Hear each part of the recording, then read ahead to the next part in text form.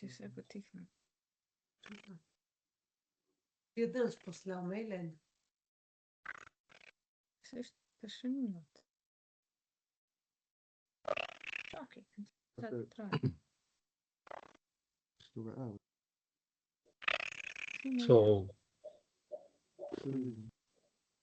Se on täällä. so good morning, everybody. Thank you very much for attending this meeting. In fact, it's a webinar. You know, the procedure is a little bit different than the usual Teams meetings we have. This is a webinar having together 3 European projects from the same call. We call it sister projects. One of the projects is, the list of the projects is by alphabetical order, DISTENDER, NEVERMORE, and Knowing. These 3 projects have been funded by the European Commission in 2022, sorry. And so I'm going to share my screen. Okay.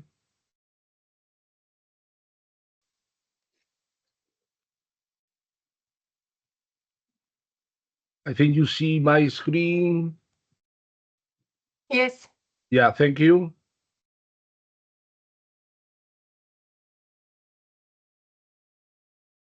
Trying to, just a second.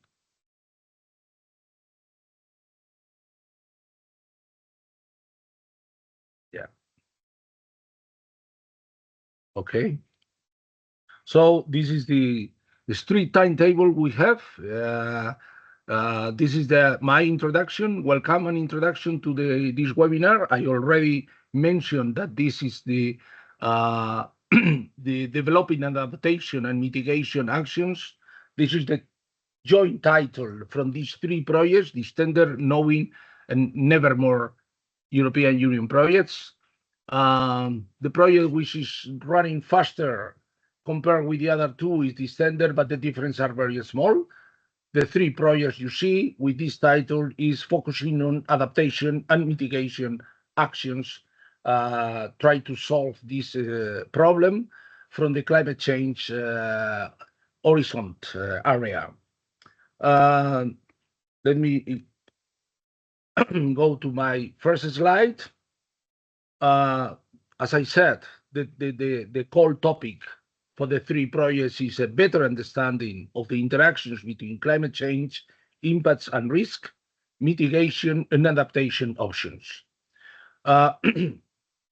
So you see that we have 3 key points. One is the integration part, focusing on risk in climate change, mitigation pathways and adaptation strategies. The second important point is understanding the synergies, conflicts, and trade-offs.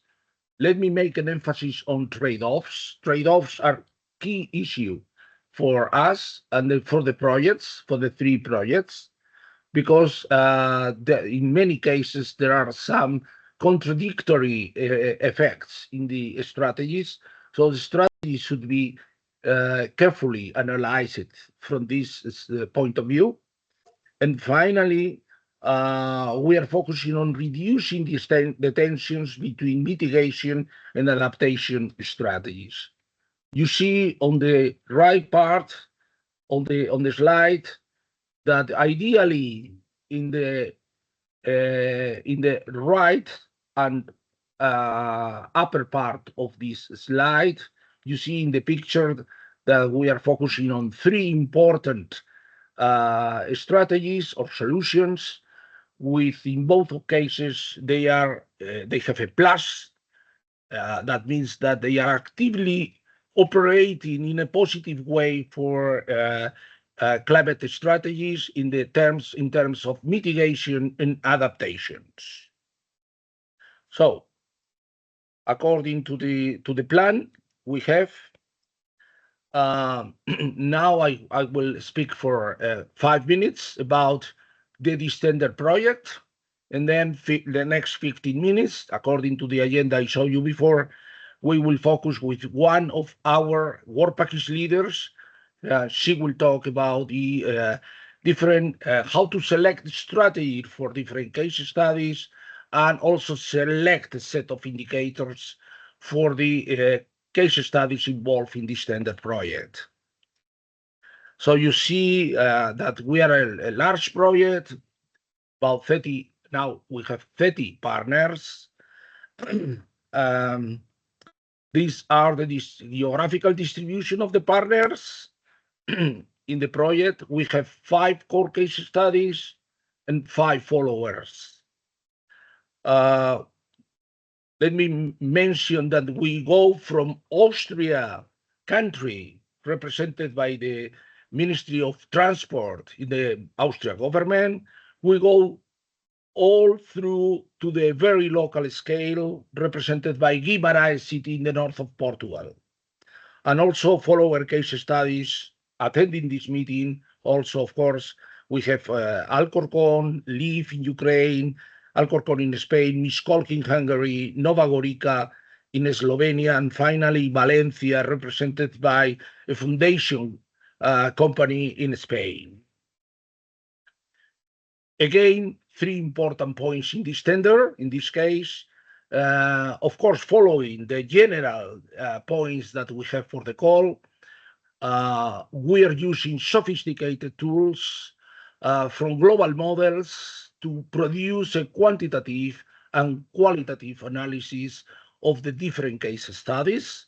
We employ participatory methods. We have experts from all these areas in our project. And finally, that will be part of a second webinar we are expecting to produce next year, potentially. Then we will show finally the DSS, the Decision Support System, that we are developing just now. And these are the 3 important points in the project. This is the structure of this tender project. We have different work packages from the top part of the picture to the down part of the picture. And in the size, you have a common intervention in all cases from work package 2 and work package 11. Work package 4 represented downscaling climate scenarios with 2 important actors from the global models, using numerical models with a high performance supercomputing tools, going downscaling up to 3-kilometer resolution, but also using statistical downscaling techniques from the global models to be used by different models in work package 5. You see, in work package 3, we have a selection of socioeconomic scenarios according to the IPCC. I will show you later. And finally, we have in work package 6 integrated adaptation and mitigation strategies. Work package 7, we have important partners related to economic analysis of the different strategies.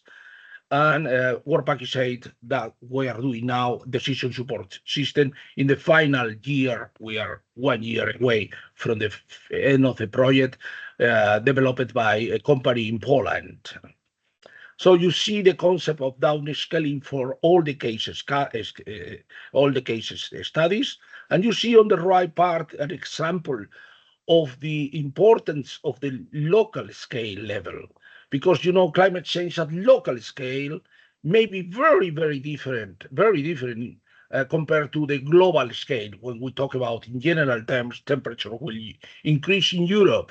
However, when we go to local scales, the details are very different, producing even cooling effects in some cases, depending on the approach we use. So you see a clear picture on the right side.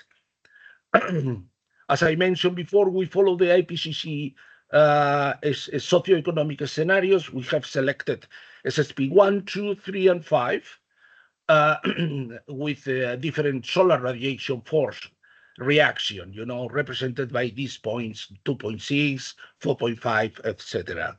So you see in the slide from the top down, you have downscaling tools and biophysical and economical models. And then from the bottom part of the slide up, we have adaptation and mitigation strategies, local socioeconomic scenarios. using the co-creation, participatory process, and stakeholder engagement. All together will go to the DSS, and this is what we are developing now until the end of the project. This is just the timeline we have now. This is where we are now, and you see on the right part the DSS part, and on the left all the actions we have been doing during the last 2.5 years. We have in our project representatives of Earth observation, atmospheric climate modeling, economics, urban thermal environment, urban and spatial sustainable planning, social behavior, and active nation association cities, the case studies. We have 20 public bodies and 10 non-public bodies. The representatives from the different areas are experts recognized in the different areas. So this is all from my side.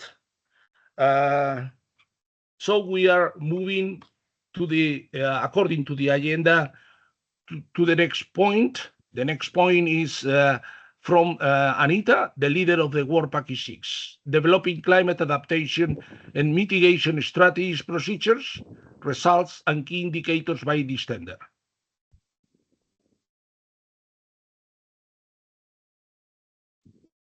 Okay. Thank you very much. Just organizing my technology here. Yeah, okay. My screen's sharing okay? Please. Excellent. Yes. Okay, thanks very much. So my name is Anita Lazurko, and I'm the Work Package lead for Work Package 6, which focuses on these integrated and robust climate adaptation and mitigation strategies. I'm at the UK Centre for Ecology and Hydrology. So I'm presenting some work here on behalf of several different partners and organizations in the project. So just keep that in mind as we go through. DISTENDER aims to identify these climate adaptation and mitigation strategies that are robust to different future uncertainties. And we use the term strategies kind of synonymously with actions. We define strategies as actions or measures that directly contribute to climate change adaptation and mitigation. And we're working with this kind of 5-part definition of robustness that's quite broad, but trying to cover a lot of the aims of the project, which is that these strategies are effective and achieve their goals across a wide range of plausible futures, focusing both on climate and socioeconomic futures, that they are cross-sectoral and that there's some coherence across these sectors, that they are harmonized across adaptation and mitigation objectives. So we try to minimize those trade-offs that Roberto was speaking about, that they are feasible within this context and potentially transferable across contexts. So we're kind of came into this idea of co-creating and identifying these strategies with this broad definition in mind. But what I'm going to talk about mostly today is this process of co-creating or co-designing adaptation and mitigation strategies in each of the 5 case studies of the DISTENDER project. So these are the country of Austria, a region in the north of the Netherlands, the city of Turin, Guimarães in Portugal, and Dehesa and Montero on the border of Spain and Portugal. And I'll kind of work through the methodology. So this will be very much about how we produce the strategies. I won't really speak as much about the strategies themselves. We worked from a framework called the Sustainable Future Scenarios framework that we adapted for the purpose of our process. And the reason that we did this was because we are trying to balance this tension between developing strategies that we think, according to how we understand the present, are feasible and achievable, and those that are transformative. And that can be a challenge to kind of negotiate that tension. So we started out with these pathways, which are essentially just combinations of strategies between now and the year 2050. And we developed a pathway 0, which is the outcome of existing strategies. So if we assume that everything that is planned in documents is implemented, what does that look like? And I'll talk through the policy assessment that was done to generate pathway 0. Then in a series of co-creation workshops earlier this year, we developed pathways 1 and 2. So pathway 1 is a combinations of strategies that are plausible, that essentially respond to climate impact projections. So adapting those existing strategies to some of the more extreme climate scenarios that we can expect, and essentially trying to make them more adaptive and robust to future uncertainty.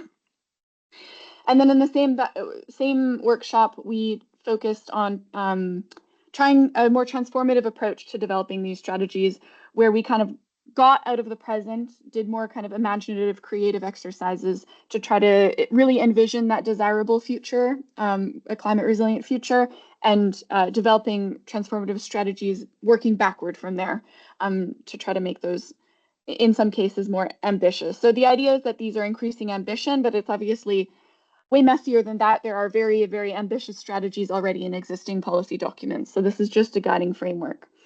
And within each of these pathways, as I said, there were combinations of strategies, and those combinations kind of covered these domains. So we tried to have strategies that covered 4 different types of strategies. So these were those related to lifestyle, behavior, and culture. So for example, if people are trying to do kind of bottom-up activities to stimulate more local food economies or something like that.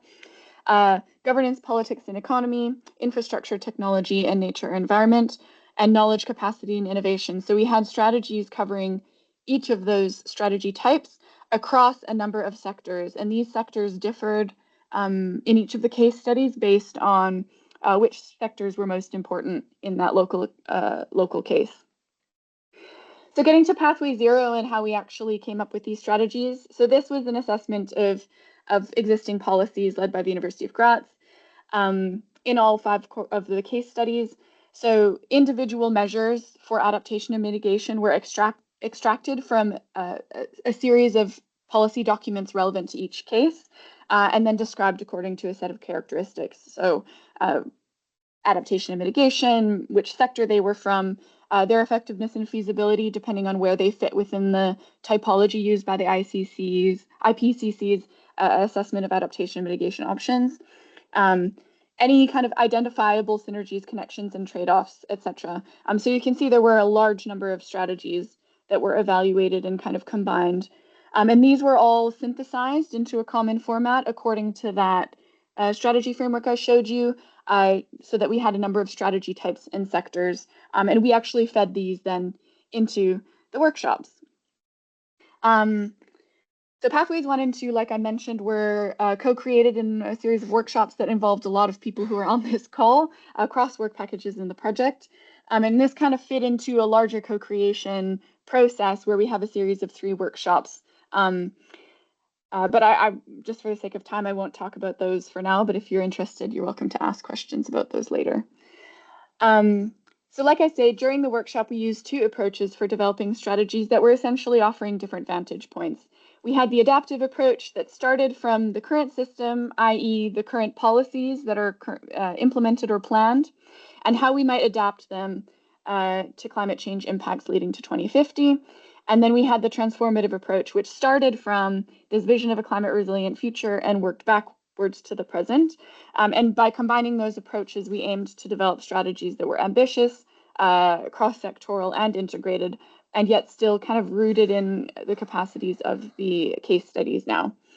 And because we put a lot of thought into how we'd structure this process, I'm just going to briefly share some of the activities that we did with stakeholders, just so it gives you a bit more of a concrete flavor. So when we were working with the adaptive approach to strategies, we started with some really kind of distilled climate impact results from our modeling in work package 4 that tried to point stakeholders to some really key impacts that they might be dealing with. And then they looked at all of the existing policies that they have written down in documents and tried to ask themselves, what is the most important things that we need to achieve by 2030? What additional things will we need to build on between 2030 and 2050 to deal with those climate impacts? And how can we then make all of these strategies more robust to some of the things that we're going to face in the future? Keeping in mind that throughout all of this, we were kind of toggling between sectors, priorities, and this idea of both adaptation and mitigation together. We then did this very kind of creative exercise to look at visions of a climate resilient future, where we really kind of tapped into people's imagination. And in some cases, we were using different techniques that people may or may not have been engaged with before, kind of guided visualizations and being characters and stuff. But the idea was really to try to make those futures desirable, tangible, and serving as many kind of people and priorities as possible. And that led into a series of exercises where we then had our vision for 2050, and we were trying to build a pathway toward it. This is the next curve framework. Some people may have heard it referred to as 3 horizons, which would have another third line in here. But the idea is that future change is emerging from interacting patterns of this desirable future kind of emerging slowly over time through strategies that are more formed around experimentation. Those that really work are accelerated and then kind of form the new system. But there's also an existing system that kind of needs to get phased out, and strategies that are actually disincentivizing those not climate resilient activities. So that was a really fun exercise. And we had a whole mess of things, as you can imagine, to interpret and analyze. But we've distilled that down with the help of a bunch of partners into these kind of concrete lists of strategies that we took forward in the project.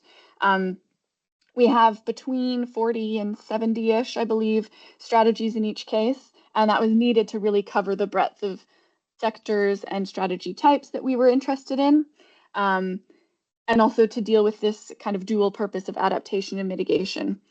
And of course, these are now feeding into further modeling and evaluation. And I'll just speak very briefly on this. And again, this is a huge amount of work, so if you're interested, just please ask questions later. But these strategies are currently being evaluated against 26 indicators for robust strategies by different model teams and experts. So each of those 26 indicators were selected to cater to this definition of robust strategies. So for example, we have indicators that are looking at the sectoral impact of different strategies. And those are combined into an overarching indicator that looks at cross-sectoral interactions.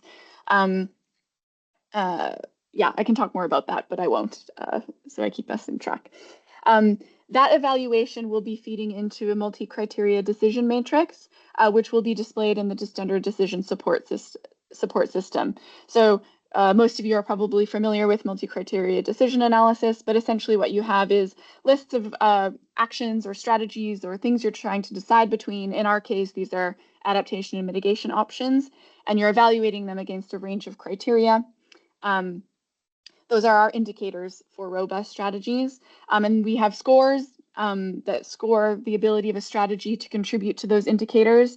And the DSS, or the decision support system, will produce a ranking of strategies based on priorities that a user will input against those indicators.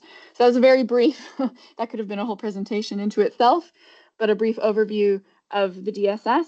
And that's kind of where a lot of this will sit and hopefully be useful and operationalized by both the case studies and others. So that's all I have for you today. Thanks so much for your attention, and looking forward to hearing about the other projects. Thank you very much, Anita. You are almost on time. Perfect. So I pass the floor to knowing project overview and advances by Mariana and Mattia, please. Yes, thank you. I will share my screen. You should see now. Yes, we see. Perfect, thanks. Yes, hello everyone. My name is Marianne Bügelma. I'm part of the coordination team with Kristen Tovas from Knowing, and I'm happy to be here and present you the project. As Roberto already said, we're sister projects, thus the general background is similar to DISTENDER and also NEVERMORE, as you will see in a second. So, as Roberto already mentioned, the challenges we want to investigate, analyze, quantify, and hopefully solve, or at least reduce, is this understanding of the trade-offs between mitigation and adaptation. And I'm sure you're all aware, but nevertheless, I like to point out why our projects are all needed. And it is because human activities have caused changes in our climate. We are already experiencing, observing, and suffering from them. Therefore, we must stop engaging in those activities and adjust to the developments that we need to do. However, we already need to adapt to these altered conditions. And so the question remains, what happens if our adaptation efforts actually continue to fuel climate change? And therefore, we need a systems perspective to understand what adaptation and measures we can afford without further harming or making our living conditions worse. So we do this by focusing on 4 regional challenges. The first one is our agricultural regions, and there the adaptation challenge is that the soil fertility is decreasing due to changed climate conditions. But this, of course, affects production in agriculture and agroforestry. The second region we're tackling is a coastal region. The demonstrators, within knowing, we call our case studies demonstrators. And our demonstrator for the agricultural region is South Westphalia in Germany. When we look at coastal regions, there we focus on how to prepare resilient infrastructure facing increased coastal flooding. And here our demonstrator region is Naples. And let me point out that for instance, Naples is of course so far much more affected by heat. But there are already strategies or measures in place to reduce the risk of heat. Coastal flooding, however, is an emerging risk that increases due to climate change. And that's the focus of our regions. We tackle emerging risks rather than the ones that are already well known. And this is also the case for our urban region, Tallinn, that is now facing enhanced heat waves and therefore also health risks and health impacts. And our last regional challenge relates to river regions. So again, flooding, however, in a different context. And again, how to increase the resilience of infrastructure and of the region when tackling river flooding. So just very shortly, this is a very full slide, but it shows our demonstrator regions: Tallinn, South Westphalia in Germany, Tallinn in Estonia, Naples in Italy, and Granollers in Spain. And we also have 5 follower regions from Valencia in Spain, Tyrol in Austria, Lauenburg in Germany, Zagreb in Croatia, and Ho Chi Minh City in Vietnam that follow 1 or 2 of these regional challenges I presented before. So what's our vision, or what do we want to achieve?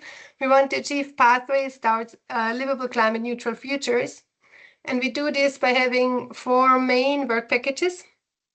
The first is called Identify Climate Influences and Interrelations, and this one focused first on identifying, analyzing, and depicting these intersectoral dependencies. So what interventions are currently applied regarding adaptation or mitigation, and how does one intervention or measure affect other sectors? So for instance, if I green my street to reduce heat load, this will have an impact on transport, or might have an impact on transport and on construction and on energy.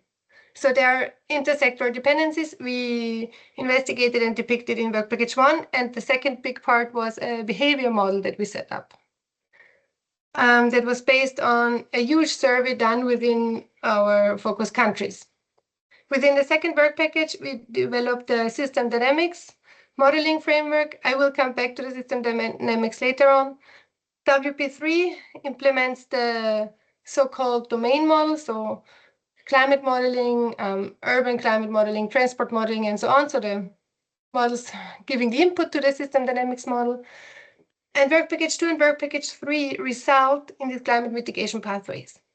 And these are crucial. These are our main result. However, just producing information does not mean that it will be incorporated, that it leads to any action within any region or city. And therefore, this work package 4 is crucial, because in there, the focus is on the communication tools and the strategic exchange. And this one is led by Mattia, and he will also then explain a little bit better. And here we have the knowing tools that we're developing. We're developing an app, a knowledge base, and also, as Roberto already mentioned in their project, a decision support system. So for whom is knowing for, or who do we target? We actually target 4 target groups, so to say: policymakers and administrations, economy and industry, science and education, as well as civil society. And that's why we have this different kind of tools to successfully and target to successfully target and reach those groups and enable them to take actions, to accept actions, and so on. So depending on the target group, also the goal of the tool is different, of course. And very shortly, knowing overall, so our project consortium consists of 16 partners, 20 partners, 16 beneficiaries, 3 affiliated and 1 associated partner. We have 11 scientific partners, 3 communication partners, and 6 regional partners. As mentioned before, we have 4 demonstrator regions, our project consists of 4 demonstrator regions and 5 follow regions. And the project duration is slightly longer than DISTENDER's. It's for 4 years, and we're now a bit past half of the time. So we have already achieved a lot, but there is still a lot to come. And we're looking forward to discussing our results in the future again with you. And that's my part.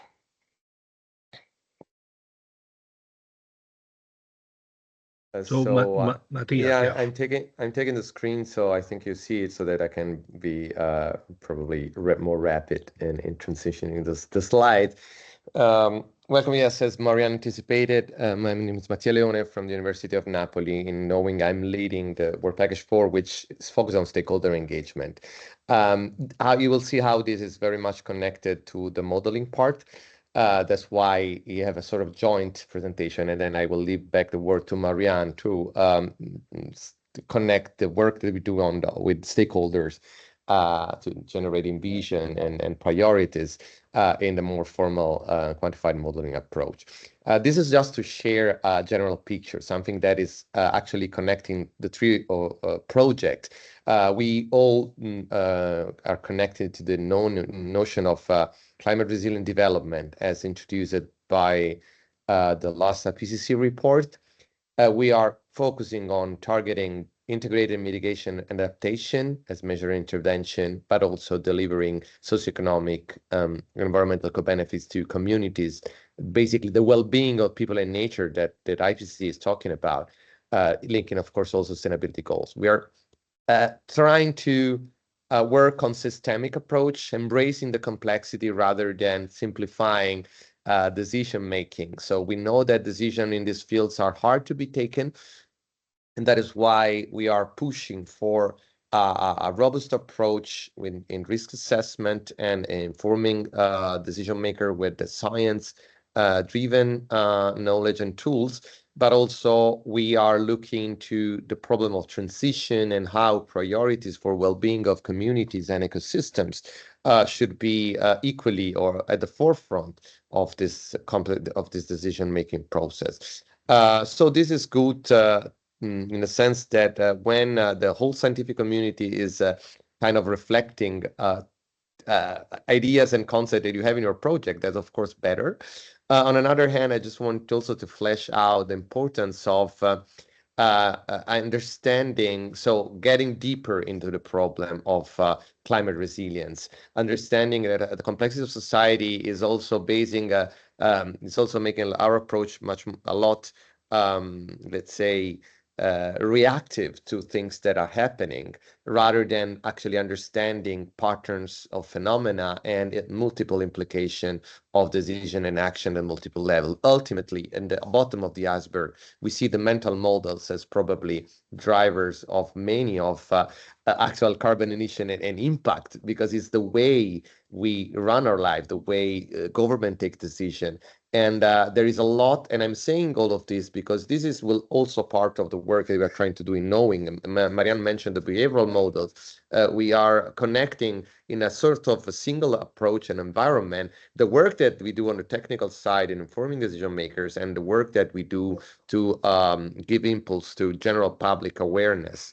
So I just wanted, very simplified, it's not an official Knowing framework, but it's just to you to let you know why the stakeholder project engagement process in Knowing actually started even before the actual modeling process. That's maybe a different thing from other projects I've been, for example, involved in. So we are basing the different step of knowing. So knowing the climate change impact dynamics in the local context. Yes, we started with this shared picture, but then we want to understand the local priority intervention across sector for each of our demo straighter regions, because decisions are already underway, and it's extremely important to understand what triggered and what pushes this decision, to then understand, of course, the effect of visions and scenarios, both with respect to mitigation adaptation, with this bouncing back that through the modeling is enabled to produce quantified information on the effect of choices.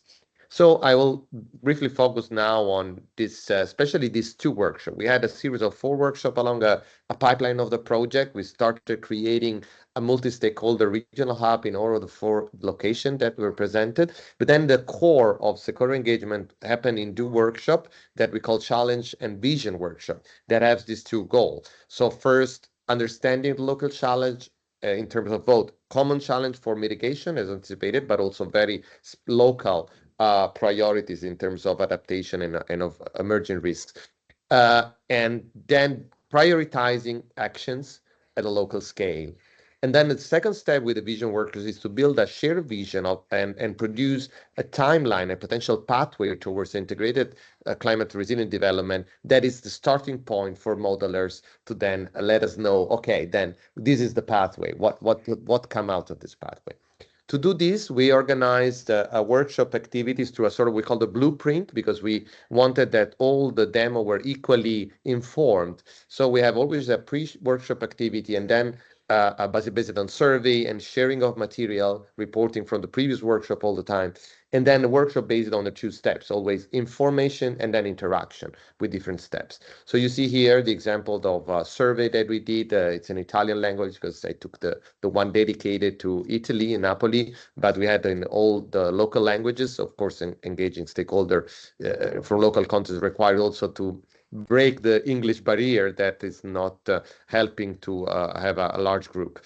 But then the information, so when we start having them around the table, we didn't have any specific dedicated modeling from knowing, but we had several. For example, we had the new climate change projection on CMP6 that were prepared and informed in terms of data and projection. Then we used some legacy information that every city does have, just to say, okay, where do we start from?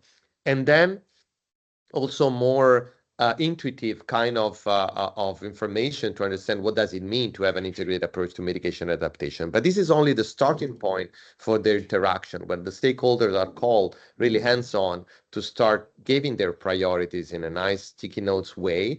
And this, again, you see the blueprint, because this was used to instruct and prepare the workshop, but also to prepare the reporting, so that all the demos gave us back a harmonized reporting that we are using. And here we have several information that comes together alongside with the modeling that really helps to create and share then the vision and the implementation. This is the vision workshop. Similarly, as you see, you have a pre-workshop, reporting, and then a workshop with the information and interaction. The goal of interaction is to build this future vision and a pathway. And here the information is mostly relying around the issue of what does it mean to talk about climate change today? What does it mean? And the risk of greenwashing that we are seeing, and how we get out of the carbon tunnel vision to value priorities in the local context, and how they contribute to mitigation adaptation rather than the opposite, and how we think to a society and the vision for the future in a context of emerging overpopulation and so on. So you see here again a sort of playful approach where cards are used to then build this timeline. So these were again the blueprint that we share with the facilitator of the workshop before the workshop. These are some of the activities you see from Napoli and Granollers, actually building to this playful approach.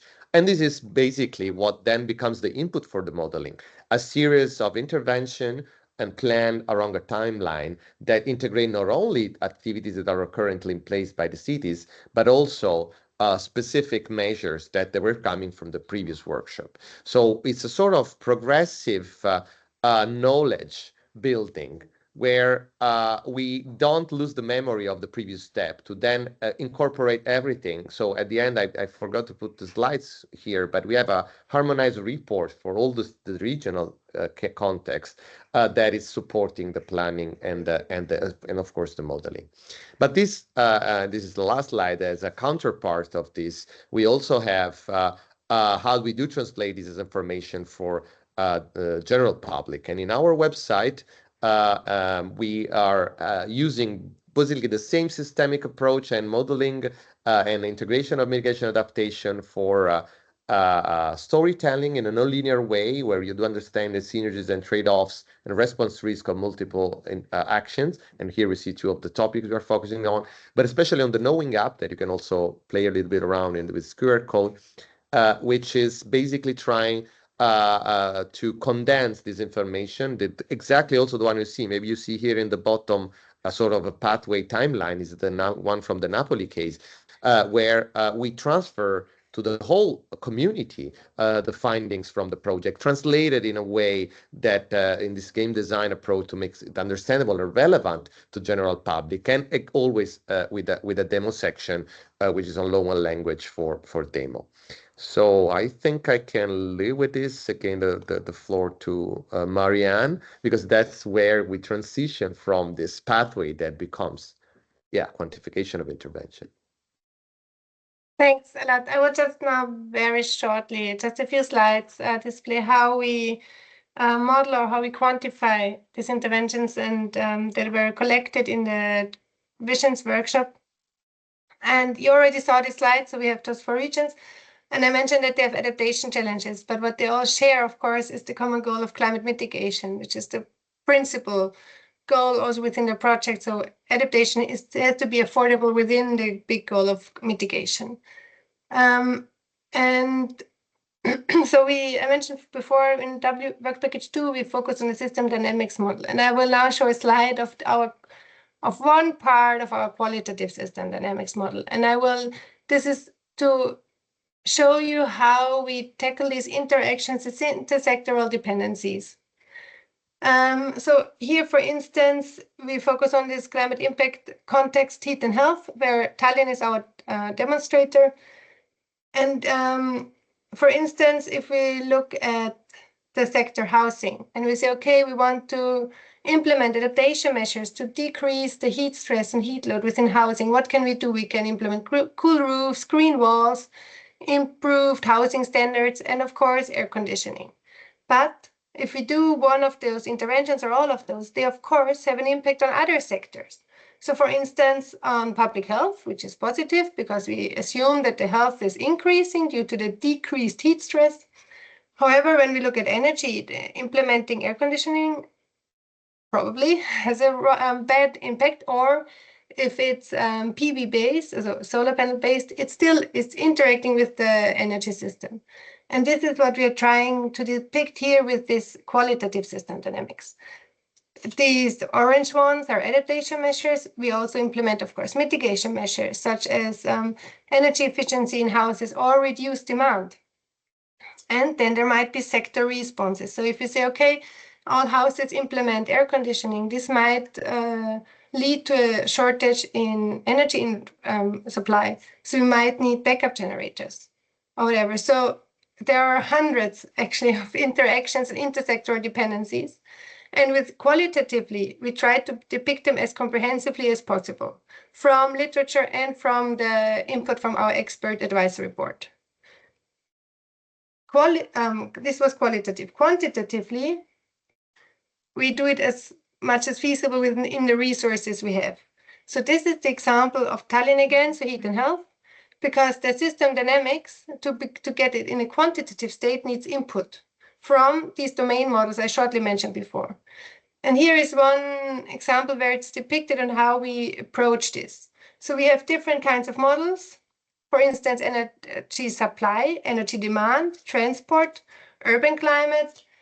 This one focuses on urban heat and health issues. Behavior model I mentioned before, and this one is also on heat and health. And then we said, okay, when we look at mitigation, these 3 energy demand, supply, and transport are the ones that present the biggest potential in reaching climate mitigation goals. And we have the ones that focus on adaptation, so with respect to heat, urban climate simulations, and health. And then we say for the reference statues, they're all more or less independent from each other. But then, of course, if we implement one intervention within one sector, this relates to other sectors. That's what we are trying to depict here. So, for instance, I always, because it's very close to our work at EIT, if we green the city, we adapt the traffic system as well, because you might block whole streets and so on. We reduce parking spaces, etc., etc. And this is depicted here. We have this urban climate model. We change the surroundings and the buildings, the structure of the city. This impacts the transport, but we have to ensure that transport as it is envisioned can still take place. So these models have to communicate with each other in a sense that we ensure that they're not coupled, but we ensure that the assumptions are the same and consistent. And this then has an impact on energy demand, again with transport, and heat and health, hopefully. And if the health is increasing, then probably there's also has an impact on energy demand, for instance, from hospitals and so on. So there we try to be as comprehensive within our resources as mentioned, because it's not so straightforward actually. And we have the behavior model in the middle. Mariana, you have more slides? Sorry, Because yes. So this has we been have done for limited all. time. It's just been finalized.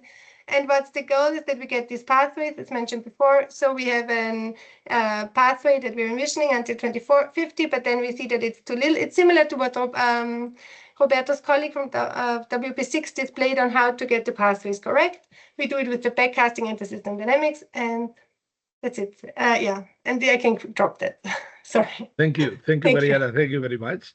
So we give now the floor for the Nevermore project. We will have a short intervention from Alexia, the coordinator, and Chatorre. Yes. And then we will have also the interventions from Ivan Ramos, from he's a technical manager from Cartif, and also the Work Package 5 leader, Chiara De Notaris, from the CMCC. Yeah, Please, actually, the floor is yours. Yeah, good morning, everyone. Nice to meet you. Indeed, I don't know if it will be Ivan or Sara Barilari presenting from Cartif, but still you said it correctly. I will introduce the project very shortly, just 5 minutes to explain what we do in Nevermore, and then I will leave the floor for the explanation of the catalog of policies and measures we are developing. So, well, I will not go into much details about this. You know that we were funded by the same call. We are 16 from 8 European countries.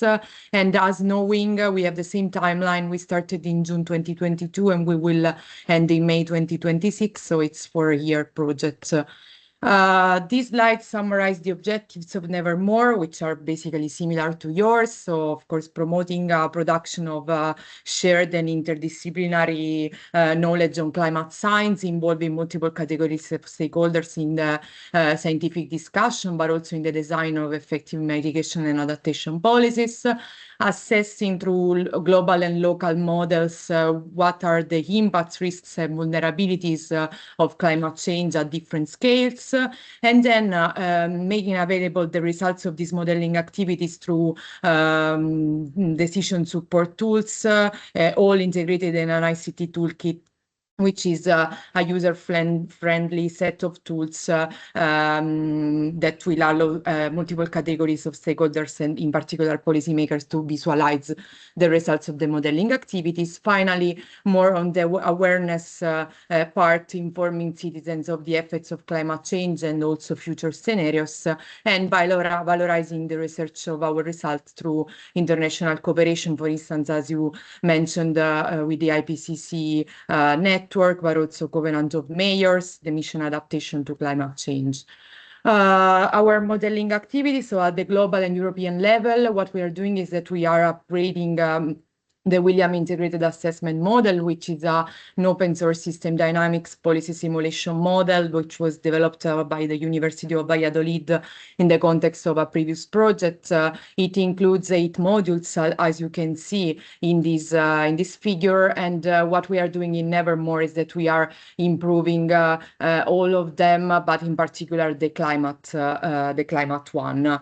This, together with the multi-sectoral risk analysis and impact assessment that we are performing at the local level in 5 case studies of Nevermore that you can see depicted here, will allow us the creation of an integrated assessment framework which is consistent across scales.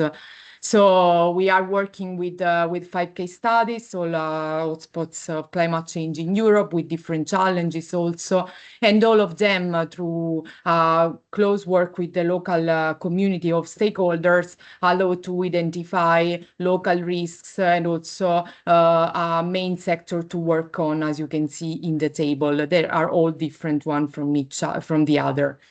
The participatory pillar is indeed one of the main one in our project. We built in the 5 case studies 5 local councils, so heterogeneous group of stakeholders with a knowledge and expertise in the specific sector that the case study has decided to work on, and a transnational council including some members of the local council and some other transversal experts from across Europe. Just to mention very shortly that our local councils in the 5 case studies have been involved in different workshops, 4 rounds of consultations during the project to identify together with us local challenges and priorities, policies and measures to include in the catalog, storylines and scenarios for the models, risk analysis, and in the last part of the project they will be involved in the evaluation of the tools we are developing. Finally, just to introduce the following presentation of the catalog, again, the integrated assessment framework that we are developing will be embedded in a ICT toolkit, in the Nevermore ICT toolkit, that will include user-friendly and effective tools for different target groups, as you can see from this slide. And that together with the policy recommendations, we are also going to deliver also at different scale, global and European scale and the local scale, are going to provide useful tools for policymakers, but also researchers and citizens to better understand the results of our modeling activities and future scenarios. And today we will focus the next part of the presentation on the adaptation and mitigation catalog, which is the first of the tools we are developing, and that will be presented by Chiara De Notaris, which is our Work Package 5 leader, and Cartif, which is responsible in our project for the technical management activities, as well as for the development of some of these tools integrated in the ICT toolkit. I will continue presenting the slides, but I leave the floor to my colleagues, and then you say next, and I will change slide. Thank you, Alessia, and I apologize in advance. My daughter is sick, so she's here and she might be crying sometimes. Sorry about that. Yes, the catalog, as Alessia introduced, is one of the first products of the Nevermore project. So the catalog is a collection of policy measures. So we've heard from the other projects that similar efforts have been made, and it's really interesting, and I will actually then take the opportunity to look also in the work that was performed by the colleagues that presented before.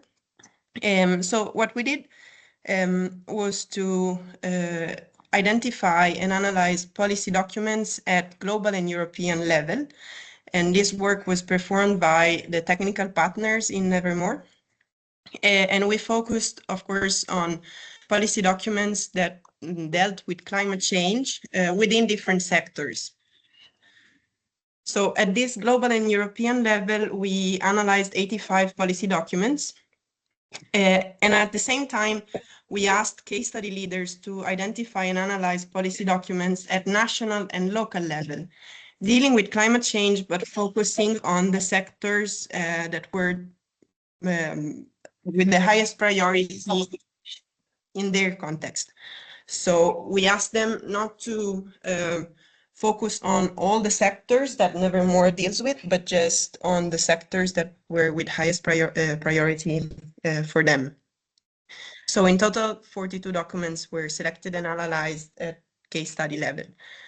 From this effort, more than 2,000 policy measures were extracted. Most of them, of course, were overlapping. So what we then did was to consolidate this list, and the final list. The final list contains.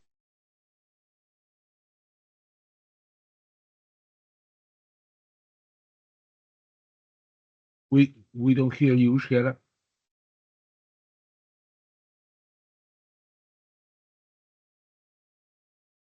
Can you hear me? Now, yes. Yes, okay. So this list of 119 policy measures is the result of an effort of consolidation that was performed also in collaboration with case study leaders. So there were several rounds of consultations that were also aimed at prioritizing measures and understand which should be the focus. Yes, if you go to the next slide, Alessia.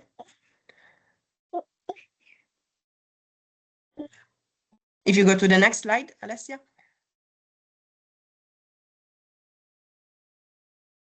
You cannot see my screen? Yeah, you cannot see it. She moved 2 slides. Yes. No, I cannot see the slides moving. Oh. That's weird. So it's my problem. Okay. Well, I'm in the one where you say each policy measure is characterized according to. Yes. So once the consolidation of policy measures was done, we characterized each of them based on a set of specifications that include a general description of the policy measure and also the policy objective, policy target, and the adaptation and mitigation potential. And the important part about the Nevermore catalog is that it contains information at a general level. So when it comes to adaptation and mitigation, we focused on the IPCC type of assessment. So it's not specific to case studies, it's a general type of assessment.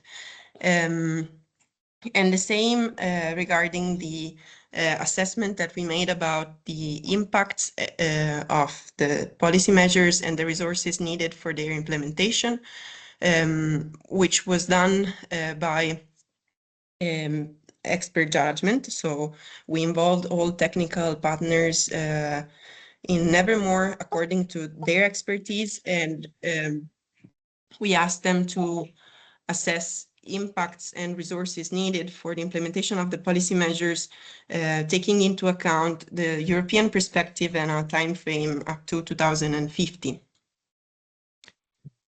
Yes, and then the next slide would be an example of a policy measure, which is agroforestry. And you can see the type of information contained in the Nevermore catalog. So for example, when it comes to the adaptation potential, what we try to do is to identify the risk components that can be addressed by that policy measure. And this aligns with the with how the modeling, the simulations at local scale will be performed, because what was done for the case studies was to identify which risk components were the most relevant for the case study. Cara, we are running a little bit of time. Yes. Because, okay. That's, yes. And then if you go to the next slides, and I don't know why I can still not see the slides moving. Yeah, I'm in the user journey part. Yes, so the user journey, it's a representation of what you can you will be able to see with the Nevermore visualization tool, which is part of the ICT toolkit that we are developing. So the Catalog Explorer will allow end users to identify specific policy measures. One way will be by using keywords in a search field. And in this example, the end user selected sustainable tourism as a keyword. And what the end user will see then is the policy measures that are related to those keywords. And going on with the slides, the example that we selected is climate resilient ski resorts. This is a policy measure that is relevant for some of our case studies, of course, not all of them. And the information, by clicking on the policy measure, some key information will already appear on the right panel, but then the end user will also be able to download a fact sheet. And the fact sheets, which are specific, will be specific for each policy measure, will contain more information from the Nevermore catalog. For example, the sectors that are mostly involved in the implementation of that measure, the scale of relevance, whether the solution deals with adaptation or mitigation or both, the type of measure, whether it's a policy action or, for example, policy measures related to land management, the type of policy instrument that can be used for the implementation of the measure, actors involved, policy objective, and the contribution to sustainable development goals. And then the other information will be, as I mentioned before, the impacts in terms of environmental, social, and economic impacts, and the resources needed for the implementation of that measure. Again, with a European perspective. And lastly, the references, which are not only the scientific literature that was used for retrieving the information for the specifications, but also the policy documents where that policy measure was identified. And as you can see here, in this specific measure, it was Italian, Swedish, and Romanian policy documents where that specific policy measure were identified. So this also gives an idea of the relevance for the case studies. And that's it from my side. Yeah, thank you. I don't think we'll have the time to also allow Kartif to show the catalog, but indeed the user journey was already a good way to explore how it will work, the catalog tool, I mean, so we have done. Okay. Ivan is here. If he Yeah, can use I don't 1 know, or I 2 mean- minutes, yeah. Yeah, it's up to them to decide. I don't know. Okay, Ivan or Ivan, Sara. if you want to show something for 1 minute or 2, Ivan, hello? It's Sara. Or Sara? Hi. If you want, I could share quickly the tool, just repeating the same thing that Chiara said, but to see it more. The thing is, I can't share my screen because the sharing is blocked. But okay, perfect. Can you see it? Yes. Okay, so I mean, this is the tool that Chiara was presenting, the Catalog Explorer. As you can see, it has like a hierarchical structure, so it's easier to find the policies. The example could be like the sector agriculture, forestry, and fishing, which is like the first sector. Then you can select the second sector, for example, biodiversity and natural heritage, and here you have all the policies that belongs to this sector. As Chiara said, you can look for keywords like energy, for example, and you can find the policies containing the word energy in this part of the structure. And as you can see here, financial incentives for renewable energy and efficiency. Then also, I mean, it's possible to collapse again the structure. so it's easier again to look at it. And then we could filter through the synergies and trade-offs evaluation. Yeah, for example, here you choose impact, the items greenhouse gases, and the impact level, which is very positive. And then through this it's possible to find the policies that belongs to this filter, which are inside the sector highlighted. And as we said before, from this catalog explorer, it's possible to see some definitions and other characteristics of a policies and download the fact sheet. But right now it's not possible, but in the future it will be possible to do that. And that's it. Okay, thank you very much, Sarah. Thank you. Thank you. Okay, so now we give the floor to all attendees. Now we have been up to 77 people already in this webinar. Now we have 71. There are people going in and out.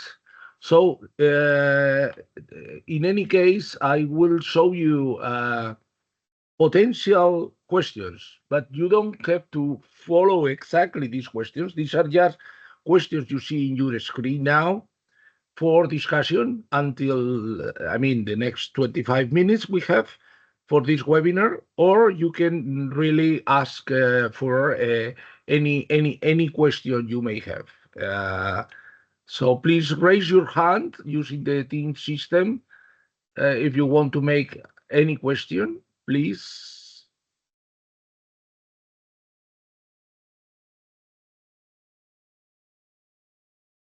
So it was so clear that no questions. Yes, Casper, please. Yeah, good afternoon, everybody. Thank Those you. are very interesting presentations. Loads of questions I could ask on stakeholder participation. I'm not sure whether it should be done here. I have two specific questions, I think mostly for the Knowing project. I just finished a deliverable on integrated scenarios where I tried to bring together climate change impact and socioeconomic developments, and saw that there's potentially very large impacts of climate on whatever socioeconomic change you have. And I wonder, I was particularly triggered by the word iterative storylines. So the direct question is, could you elaborate a little bit more on how you iterated and what was exactly iterated and what the final product of the storyline was? And my other question was, in DISTENDER, besides the RCPs and the climate signal and the SSPs of climate change per se, we also use very central the SSPs to understand local vulnerabilities. And I wonder if you use those kind of local implications of shared socioeconomic pathways somewhere in the Knowing project.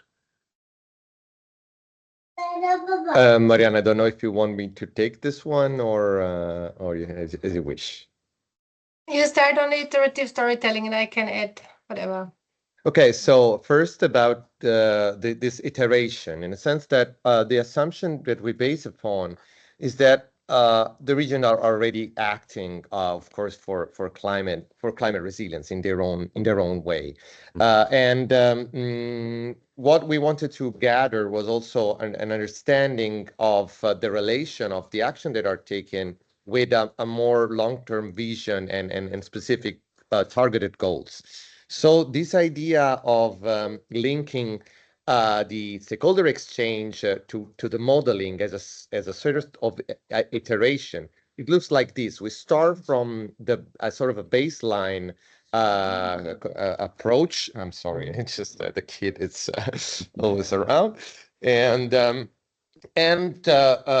this is the sort of a first baseline information that then goes through the modeling. Then the level of mitigation and adaptation, but especially the envisaging of response risk and opportunities in terms of socioeconomic and environmental co-benefits, become an element of for the iteration. So we will, through the modeling, we will understand locally which is the contribution in terms of mitigation that the strategies create, but especially the effect on adaptation goals and sustainable development locally. This change the way, the pathway is then adjusted for the second iteration. So that's somehow the logic. In terms of how the SSP is informing all of this is that basically we simplified, at least in this first iteration, with the two basic, let's say, SSP, the business usual one and the one where adaptation and mitigation go in place, to start discussing about sort of alternative future, but basically starting from the current scenario, which is more on the SSP 8.5, I will say, direction. So this is the starting point of a dialogue. We are having the modeling steps to be done in the next month, and in the workshop in June, these both of iteration will be discussed again. This is not an ended process, because basically it's mostly showing how iterative decision making is probably more and more required to take decision in uncertainty condition, and even the assessment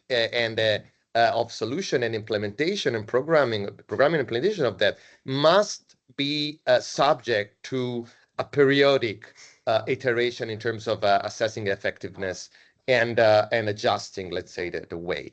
So we, as you see, we are and more concentrating on building narrative and compelling storytelling locally, and making the informing from modeling oriented and tailored to specific needs.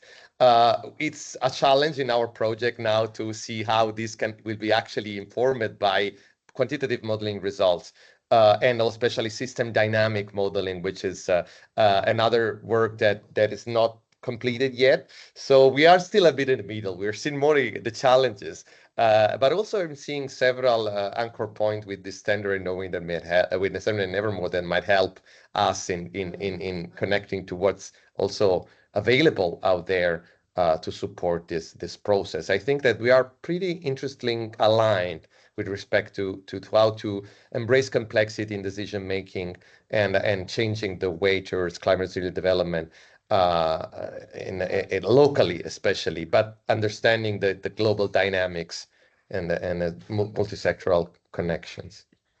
Thank you, Mattia. Thank you, Casper. I would like to be a little bit provocative for the case studies or cities or regions who are presented in this multi-project webinar. And I would like to ask for the case studies, as I said, or cities, regions, etc., if they find useful or problems on the using of these tools that we are producing from the 3 projects. So any comment or question from this sector of attendees from the case studies we have now? Yeah. Maskin from Ukraine. Hello. How are you? How are you? Nice to see you. Thank you. Please. Yeah, I'm fine. Thank you very much. And thank you for all those presentations. I will provide more perspective, not from the case study, but rather from the follower city. But when we were participating in the workshop in Austria to develop this specifically on how to use the tools. So okay.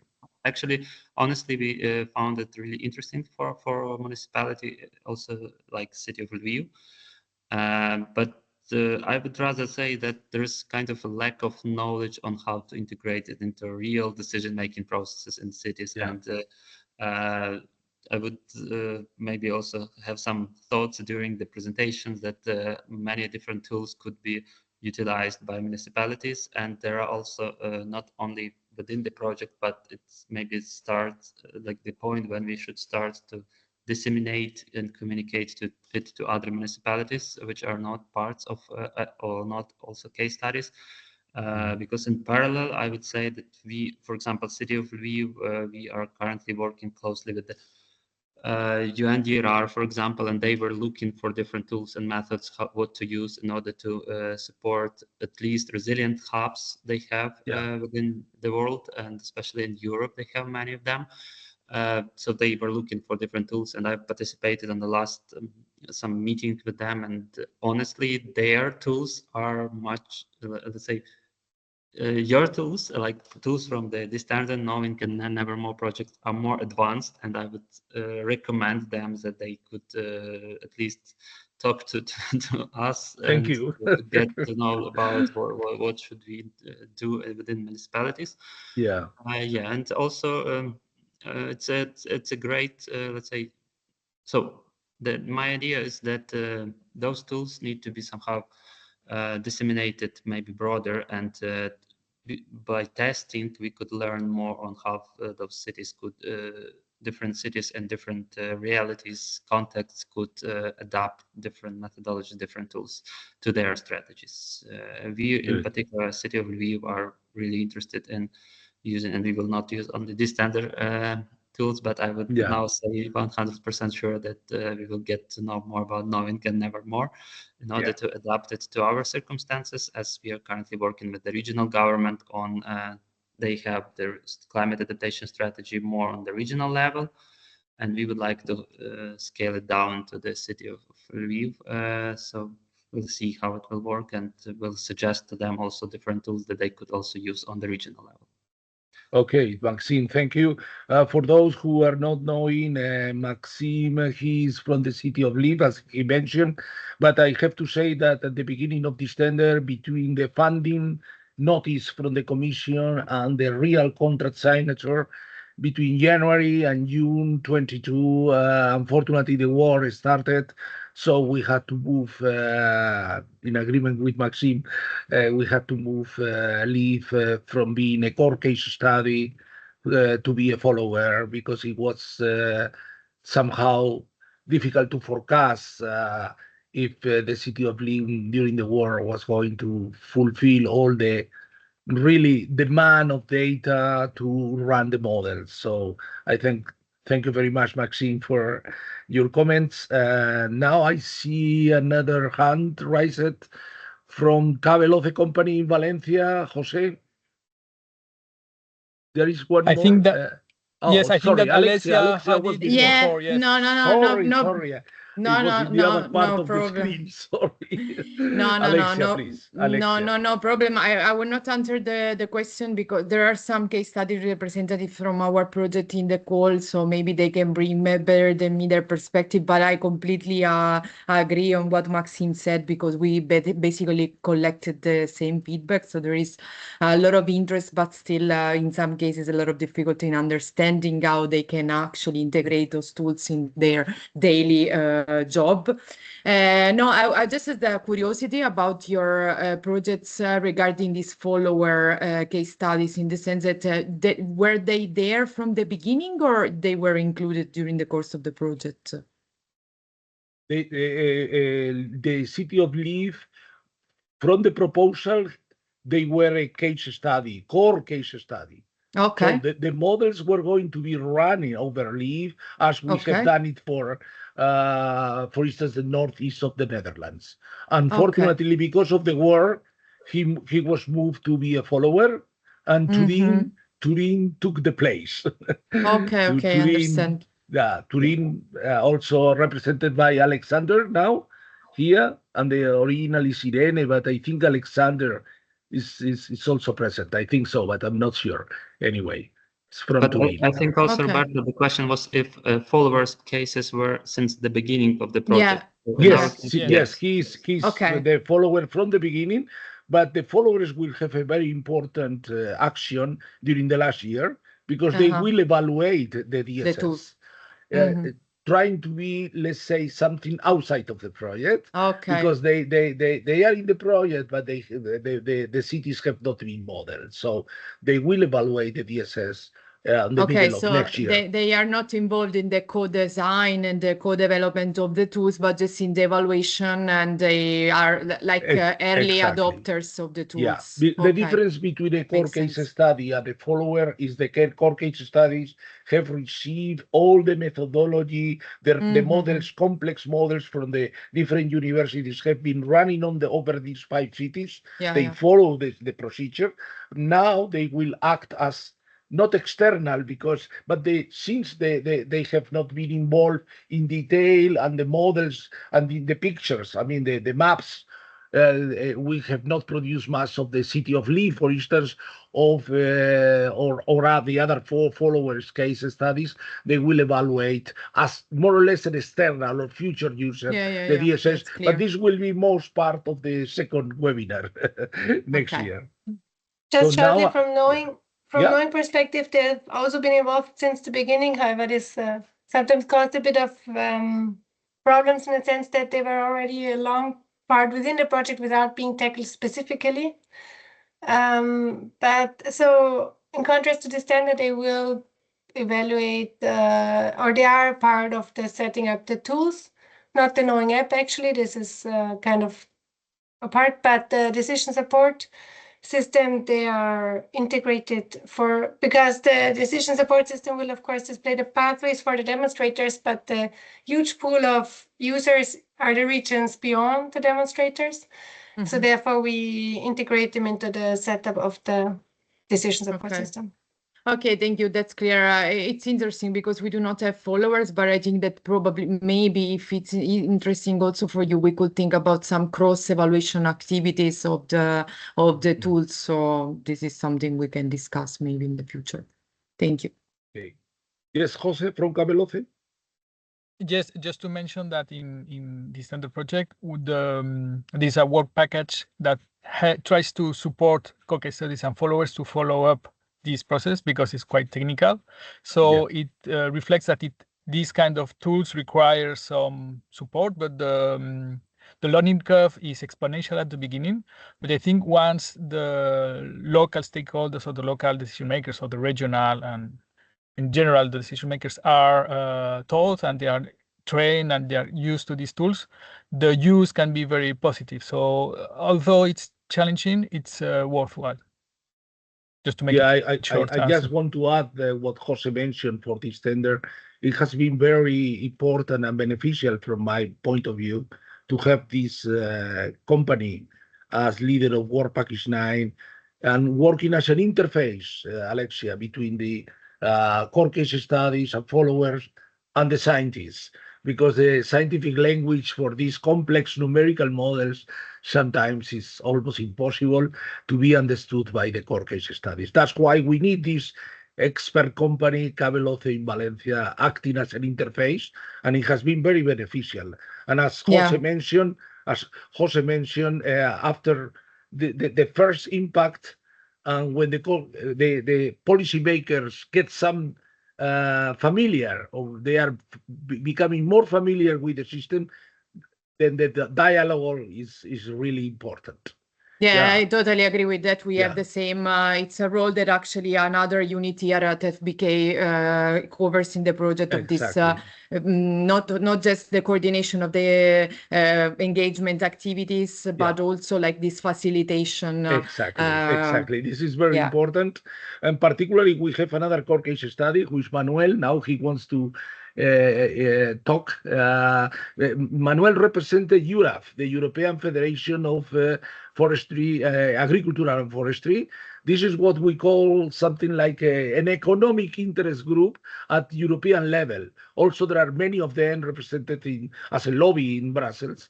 So they are a very important representative from them. I think it has more than 500 members. Please, Manuel, the floor is yours. Yeah, well, thank you for the presentations. I wanted to ask, I think to Nevermore project about the agroforestry work that you are doing, with policymakers. And my question was, do you also have a region, an agricultural region or a forest region as a case study? And if that is so, do you work with farmers as stakeholders as well? I wanted to know your experience in working with them and developing with them the adaptation and mitigation measures. I Good don't know, question. maybe Chiara, if you're still there, because I think it's referred to the agroforestry policy that was in the catalog. Yes.